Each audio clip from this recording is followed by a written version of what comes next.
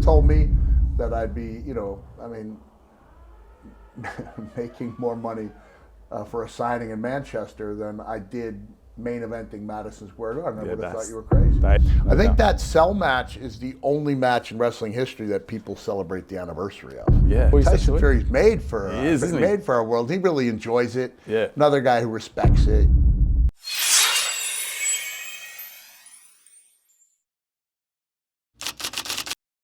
Mick Foley, you're a legend. You're a Hall of Famer of WWE. You know, the hardcore legend himself. You know, it's a pleasure to talk to you. It's a bit surreal for me. But how have you been, first of all? You've been busy down there. I've seen a constant stream of people. Keep it really busy. It's really nice to know people still care, especially care enough to spend money. It's one thing to say hello. It's another thing to come to the table and spend, and I'm lucky. I appreciate people saying hello, too. Yep. But I appreciate the people who come to the table just a little bit more. Yeah, fair play, Tiny fair play. bit. You know, your legacy is huge, and you've got this 40 years of Mick Foley tour coming up. Yeah. You know, how did that come about, and how are you feeling about that? I feel really good. I mean, I started talking, I guess, the fact that I'd written some books by myself, and that a few of them had done really well, made me a credible college speaker. Yeah. So over the course of about 7 years, I probably spoke to maybe 50 colleges, including colleges like Notre Dame, Massachusetts Institute of Technology, some really great institutes of higher learning. Yeah. And then when that dried up, I had an opportunity to pursue stand-up comedy, and through trial and error, I realized that it was my stories as a wrestler that made me stand out. You know, that there were lots of people doing observational comedy, and I would have had to have worked for a decade to become as good as them. No doubt. But as far as telling stories, I had something I could do, and it's like anything else. The more you work at it, the better you get. And I love doing them. I also love taking a break in between tours and then thinking of concepts and stories. And so I'm going to be raking out some stories I've never told before, relying on a few golden oldies. And then every show is different because there's a 45-minute Q&A, and sometimes the questions themselves lead to stories I otherwise would not have even thought of telling. No doubt, no doubt. And obviously wrestling has kind of evolved since you were at your peak in WWE, I suppose. How do you feel about the evolution of wrestling, and it's kind of toned down, become a bit more PG, I suppose? Yeah, well, I mean, wrestling is always evolving, and we have to, for survival. If WWE didn't make the moves they had in the 80s, things that really annoyed the wrestling purists, then we would have been trampled underneath by UFC. Yeah. And instead, there's a huge crossover, and people seem to appreciate both of them. But I when you say toned down, I think the matches are better on a whole than they've ever been. Yeah. And I see danger in a different way. You know, I see things like, the fast moves coming off the ropes are things that can, hurt ligaments and, labrums and the things agility. like that. We saw that with the Rockers back in the day, and that's kind of now how it is these days. These really quick moves that require, lightning speed and strength, they're dangerous, for your joints and your ligaments. But also I know how frustrated we were in the Attitude Era that our ratings were through the roof and we couldn't get sponsors. Like, nobody would touch us. See, yes. And so I definitely understand why WWE moved in the direction they did. They made it more accessible to people, not only in the United States, but around the world. And so worldwide, wrestling and WWE has never been more popular. Yeah, and it's raking in, like you said there, sponsorships and money. So. And then I think some of the superstars are making a lot of money. Yeah. And they should. Do you feel a bit undervalued in your time in WWE? Do you feel you're underpaid? Well, I'm never going to begrudge anybody who gets what they deserve. Maybe if I'd come along at a different time. But if I'd come along at a different time, maybe I wouldn't have been utilized as well. That's a fair point. I was kind of an outside the box type of wrestler, and I was lucky that when I got to WWE, the powers that be saw something in me and used me really well. And but I'm lucky that I can come to Manchester and have people waiting in line to see me. I mean, I haven't wrestled full time in 25 years. I seriously thought I had a 18-month shelf life before everyone forgot about me No way. completely. Yeah, if Really? you would have told me that I'd be, making more money for a signing in Manchester than I did main eventing Madison Square Garden, I would have thought you were crazy. That is pretty crazy, to be fair. But I suppose your legacy is so larger than life because of the characters you played. I do love Cactus Jack, Mankind, Mick Foley, yourself. Of those four, like, which did you enjoy playing the most? If Oh you had man, to? I hate to give you. You can sit on the fence if you want. I am going to be fence sitting big time because Yeah. I came to realize that the latter day Mankind really connected with people, especially people who didn't feel like they fit in. Right. And over the years, I started, at first I started getting comments from people like that. Hey, what you did, the stuff I did with Dwayne Johnson as the Rock and Sock Connection, Yeah. really made people laugh and took their minds off their problems. When it came to the big matches, I'm a Cactus Jack guy. Dude Love was always the distant third until I started doing cameo videos, and I just kind of reinvented him. I went downstairs and I saw this guy literally wearing a jacket made out of action figures. Oh yeah? And I said, hey, come over to my table, I have an idea. And I did need to look at the lyrics of Coat of Many Colors, but I did my version, Cool, of yeah. my Coat of action figures my mama made for me. And so that's, Dude Love can do silly stuff and goofy stuff and sing songs and do Christmas carols and things like that. So I love all the characters. Yeah, they all cover all bases, really, don't they? Yeah. That's what was great about it. In terms of, I watched Hell in a Cell at King of the Ring, rewatched it again, and you were there with The Undertaker sitting watching it back, which is so interesting to see your insight on it. I presume it was your idea to get thrown off the top of the cage and chokeslam through it, or did it just happen organically? It's on a need-to-know basis. Is it? Okay, yeah. Do I strike you as someone who would be stupid enough or brave enough to be thrown willingly off the top of the No, maybe we'll just leave that to the imagination of our viewers. Viewers, do I look that stupid? But getting Yes, I am. getting chokeslam through the ring. Chokeslam was an ad lib on the cage's Was part. it? Yeah. Oh, because yeah, 'cause there you was thought no way to protect myself, so I'm really lucky I didn't get hurt much worse than I did. Funny thing is, for people at home, like, isn't that a terrible look? His bottom teeth and the top teeth, but the bottom teeth were the ones that were knocked out that night, and so they serve as a reminder. So I don't need like a house full of memorabilia because I've got a smile that tells me what I did for a living. Amazing. And the WWE kind of commemorated your hardcore attitude with the hardcore belt not long after that, which I thought was a really nice touch, and that was during the corporation era, wasn't it? Which was I mean, I think time in the storyline it was supposed to look like a piece of junk. But the way that I embraced it and the way that the other superstars in WWE and Al Snow, that's a little Al Snow joke, still rings true 25 years later. Like, we really made a big deal out of it. And so I would say by far, like 5-1, I've signed more hardcore titles, replica titles, than I have any other title. People love that title and they miss it. Yeah. It's because it's sad it's been retired now, isn't it? Do you think they should bring it back? I don't know, because we can't get away with the things that we used to do, and then point, you normalize that kind of wild stuff, and that takes away from the special stipulation matches that make pay-per-views special. True, fair point. In terms of more recent times, Royal Rumble in January, I think you bumped into Logan Paul backstage, did you? Yeah. And you had a word with him. How do you feel about him and his kind of contribution to the well, when wrestling? I told him, we had a nice little talk. I said, all I want from someone who comes from another world is for them to respect it. And, they don't have to love it, but they have to respect it. And he was like, he said he grew up a big fan and he wanted to do stuff like I did. And I said, I knew when I was doing what I did that other people would come along and add the natural athleticism that I never had. And so guys like Jeff Hardy did it, and Darby Allin in AEW, and Logan's doing a great job. So I don't have any problem with people coming in.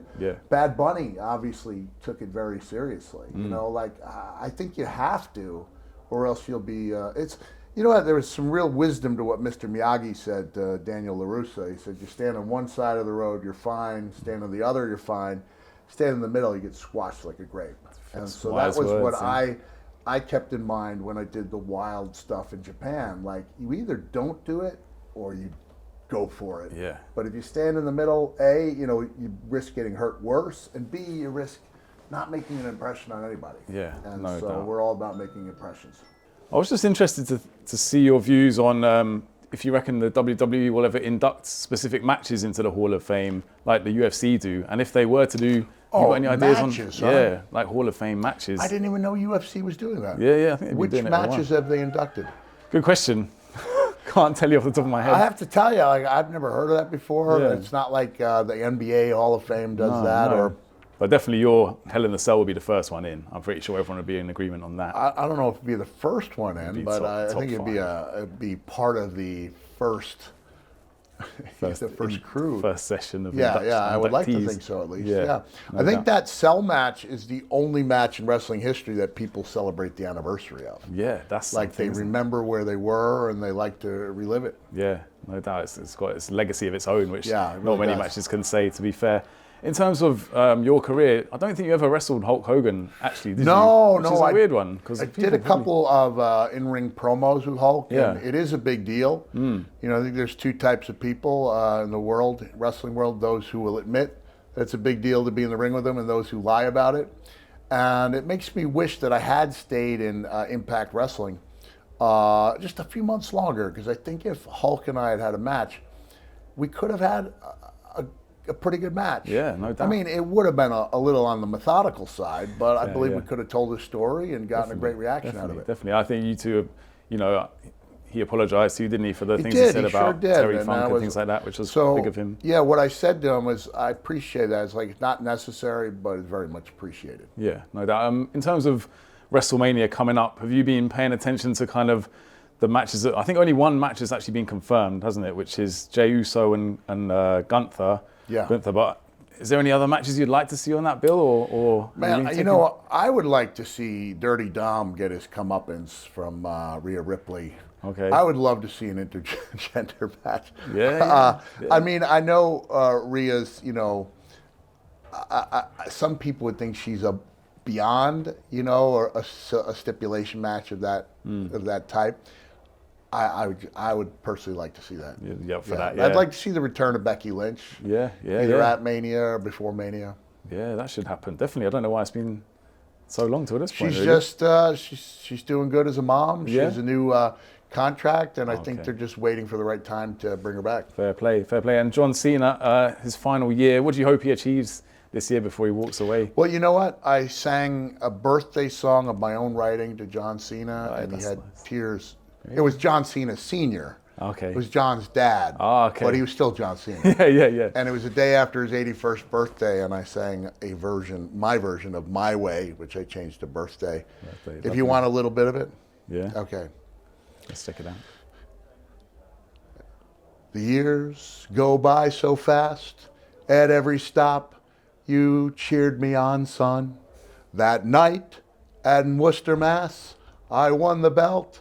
I beat Dwayne Johnson. There you go. There you go. There you go. To think you saw all that, you saw mankind in his best and worst ways, and now mankind sees you on your birthday. Yeah, that's Fair right. play. Solid. It was just time for happy birthday to you had run its course. You know, Yeah, it's been yeah, sung yeah. billions of times. It was Yeah. time for a new classic, so I wrote Put the one. Mick Foley twist on Yeah, it. yeah, I love little that. twist on it. There you go. I read that you said Shane McMahon is fearless. You felt fear in the ring, but do you think he was born fearless, or do you think he just kind of trained his mind to I don't know. shut out the fear? I hear from the Mean Street Posse that he was always kind of fearless. That's just how he was. You know, I can't remember which member it was. Is that terrible? I can't remember all the names of the Mean Street Posse. I mean, there was a few. But one of them said, you know, like they used to go out and he'd be car surfing at 60 miles per hour. Like, Yeah.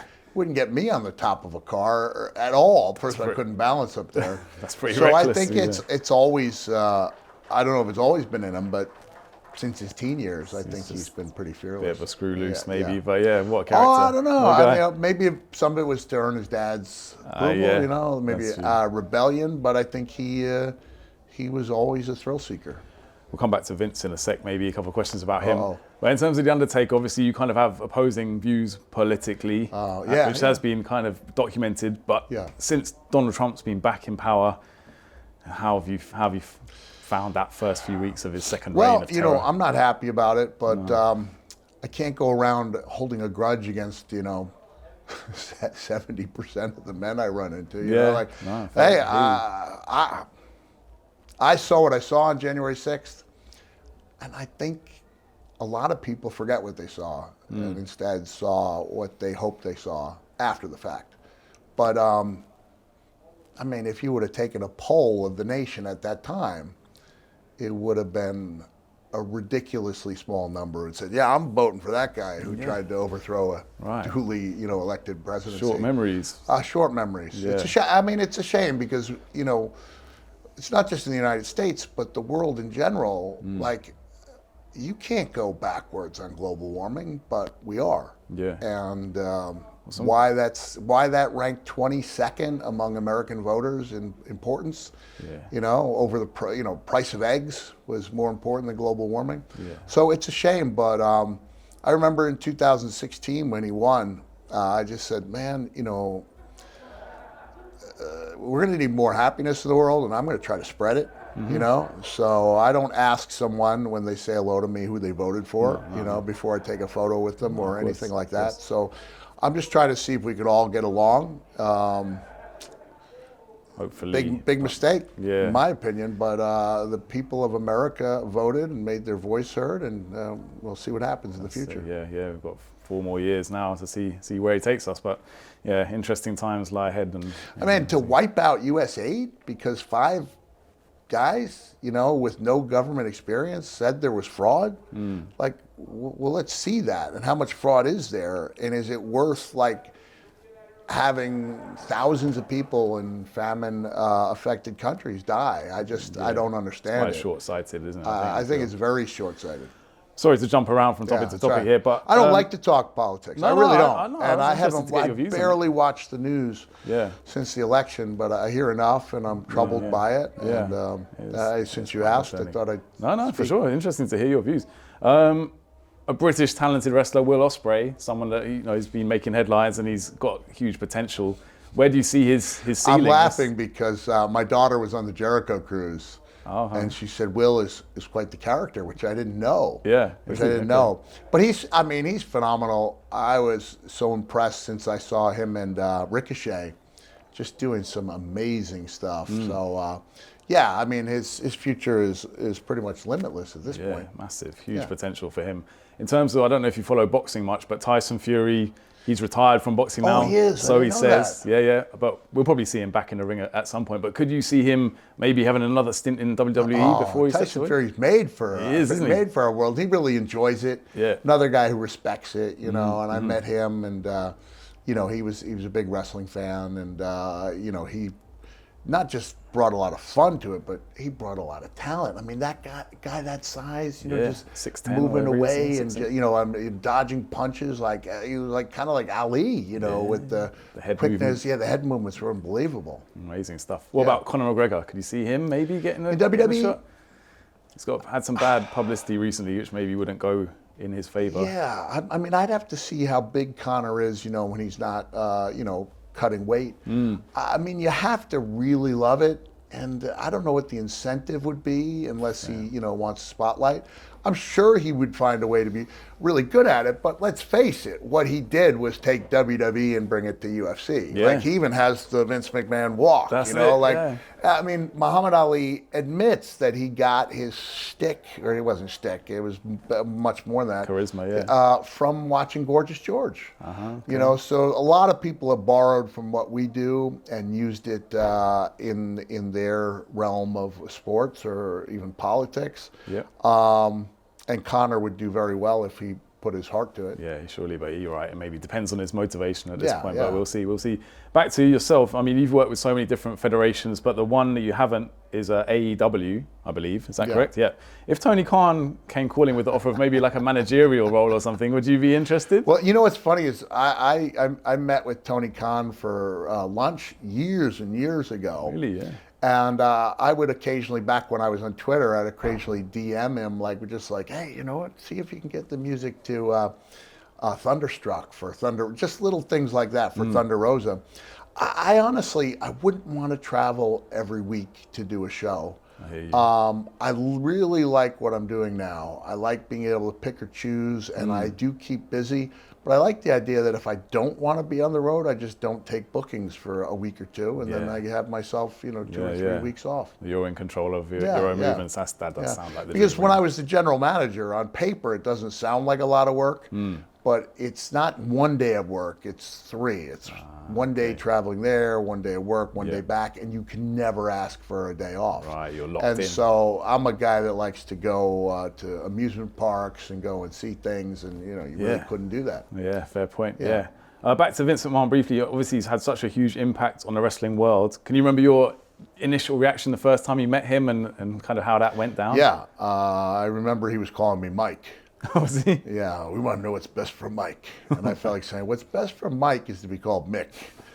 And I didn't know until, after I'd recorded my initial vignettes that he really wasn't that familiar with what I did. Right. So everyone liked the initial Mankind vignettes except the guy who needed to like them. Yeah. And so I had to kind of dig myself out of a hole and, and find my way, with that character to his liking. And luckily for me, that when I did, he, strapped the rocket to my back, as we say in the business. Yeah, amazing. Was there any kind of storylines or angles that he was suggesting that you weren't keen on, or you tried to actually push back against, or did you kind of just go with the flow?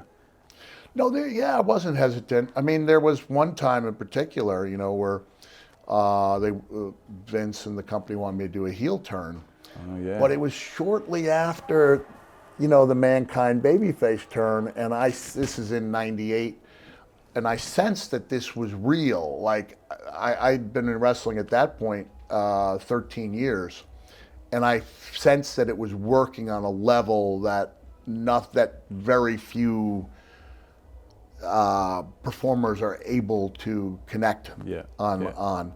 And so I pleaded with him, just keep me a baby, please, like this is working.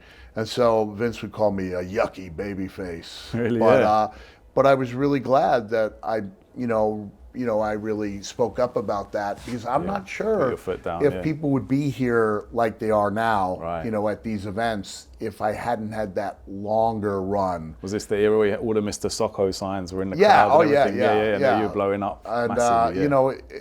it would have worked in the short term. I could have had 1 or 2 big pay-per-views as heel Mankind, but I think it would have flattened out pretty quickly it after would have that. fallen out. A couple of quick fire questions before we let you go. In terms of the most charismatic wrestler you've ever wrestled with, I'm guessing The Rock has got to be up there. Well, There was that. I mean, Ric Flair had Ric Flair, endless charisma, Yeah. but there's a reason why The Rock's the biggest star in the world. Yeah, huge. He was able to segue what he had done in wrestling, and I would say seemingly effortlessly, but anytime something seems effortless, it's because somebody's put a lot of hard work into making it look that way. Sure. So he's always been the hardest worker in the room, Yeah. and deserves all the success he can get, and is the first person to respond to me when I send out my Santa videos. Hey, no way. He is a big fan of the Foley Santa videos. Well, that's respect right there from the people's champ himself. That's right. That's what you're like. What about the most underrated wrestler that you've wrestled with? Man, we always used to say Brad Armstrong, the famous Armstrong family, was a really underrated wrestler. Bobby Eaton, probably historically underrated. If you gave me a list of people, I could probably say who I felt was, overlooked. Yeah. But those are a couple off the top of my mind. The favorite match you ever competed in? Al Snow. Al Snow, yeah. Al Let's Snow give it up for Al underrated. Snow, yeah, true. And my favorite match I ever competed in was Backlash against Randy Orton. Okay. Yeah. I'll have to look that up or watch that back. Now everything's on Netflix, isn't it? So easy to get. I think you can find it. I think you can. No doubt. We've got one more. Okay, WWE Mount Rushmore. If you had to have 4 Oh, wow. people on your I was Mount just Rushmore. asked about my Mount Rushmore earlier, but it was not a WWE Mount Rushmore. Okay, well, just a general Mount Rushmore. My general Mount Rushmore would be Terry Funk, Shawn Michaels, Bruiser Brody, and Tommy Billington, the Dynamite Kid.